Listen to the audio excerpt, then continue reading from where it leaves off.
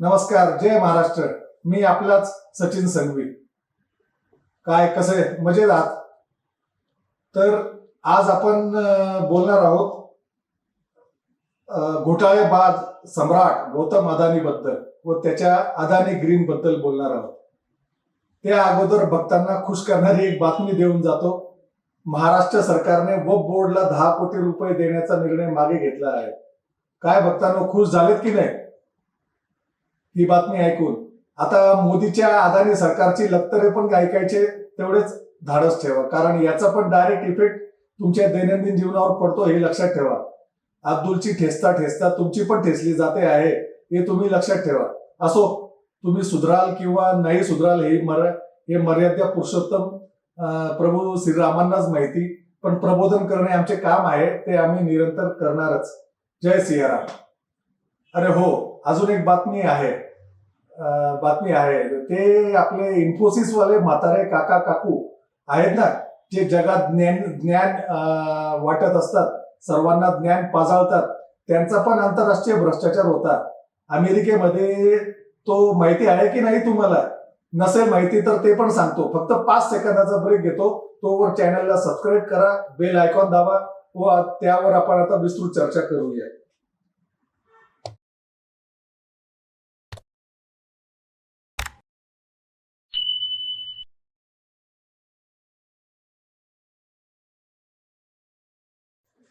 तुम्हाला माहिती आहे की घोटाळेबाज गौतम अदानी याच्यावर लाचखोरीच्या आरोपावरून अमेरिकेच्या एफबीआयने जे अटक वॉरंट काढले आहे, त्याच वादाच्या केंद्रस्थानी असलेला अदानी ग्रीन एनर्जीचा सौर ऊर्जा प्रकल्पाने 3000 मेगावॉट पुरवठा करण्याच्या मूळ वेळापत्रकानंतर 2 महिन्यानंतर सुद्धा अजूनही आंध्र प्रदेशला 1 युनिट वीज पुरवठा आजपर्यंत केलेला नाही.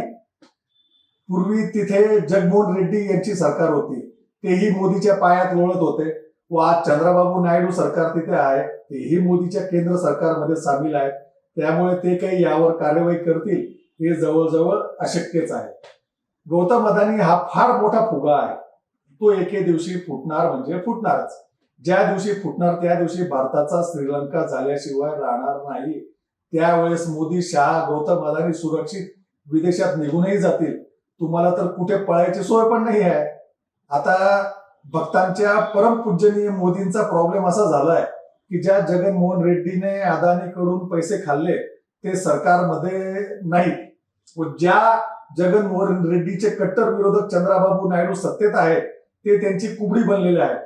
केंद्र सरकारमध्ये त्यांनाही जगनमोहन रेड्डीवर कार्यवाही करायला सांगू शकत नाही, कारण शेवटी लाच घेणे जसा गुन्हा आहे तसा लाच देणे हाही गुन्हाच आहे. त्यामुळे त्यांचे अदानी सरकार पण धोक्यात येईल. भक्तांच्या परमपूजनीय मोदीजींना अजून सर्वात मोठा प्रॉब्लेम हा आहे की काँग्रेसच्या ज्या नावाने ते खडे कायम फोडत असतात व इंडिया आघाडीच्या नावाने खडे फोडत असतात, त्याच काँग्रेस व इंडिया आघाडीच्या छत्तीसगड, तेलंगणा, तामिळनाडू सरकारच्या मुख्यमंत्रींना पण जे अदानी सरकारने लाच देऊन जे ठेके घेतले आहेत त्यांचे पण नाव घेऊ शकत नाहीत. उलट त्यांना पण वाचवावे लागत आहे. तसं नाही केलं तर अदानी सरकार, अमेरिकेचा फास अदानी सरकारवर आवळला जाईल. त्यांचा म्हणजे अदानीचा तर जय श्रीरामच होऊन जाणार.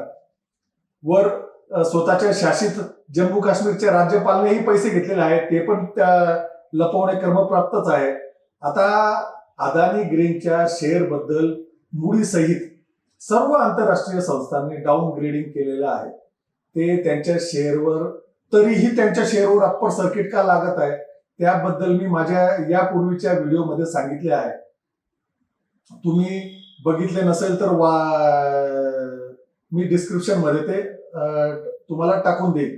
दुसरीकडे भारतीय गोदी मीडिया मोदीचे चरणचुंबक मुकुल रोहतगी सारखे वकील अदानीच्या बाजूने साक्षात्कार देऊन त्यांच्यावरील डाग पुसायचे प्रयत्न करत आहेत. आता यात काही आश्चर्य करण्यासारखे तर काहीच नाही, कारण सर्व भारतीय गोदी मीडिया अदानी, अंबानी भाई व यांच्यातच ताकद आहे. पण विदेशी मीडियाला कसे तुम्ही चूप करणार? व त्यांच्या पुढील सर्वात मोठा प्रश्न आहे. आता हे झाले क्रोनी कॅपिटलिझमचे उदाहरण. आता आपण इन्फोसिस वाल्या ज्ञान देवता व ज्ञानदेवी यांनी पण असाच फ्रॉड केला होता.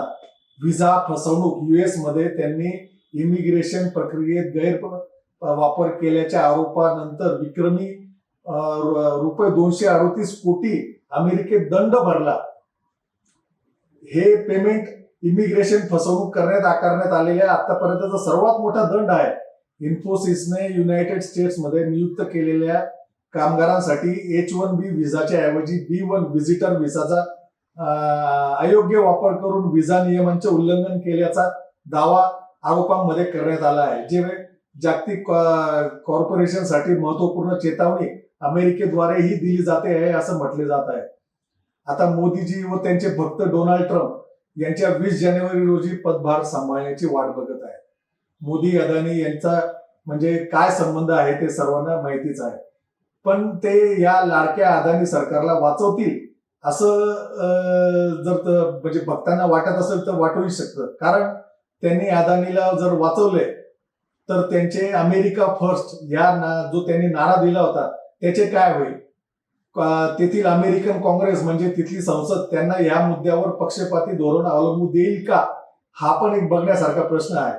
तर भक्तांना जे जे देव आठवत असतील त्यांना साकडे घाला, शनिवारचे उपवास करा, कारण न्यायाचे देवता शनी महाराज आहेत. ते किती न्याय करतात तेही बघूयात.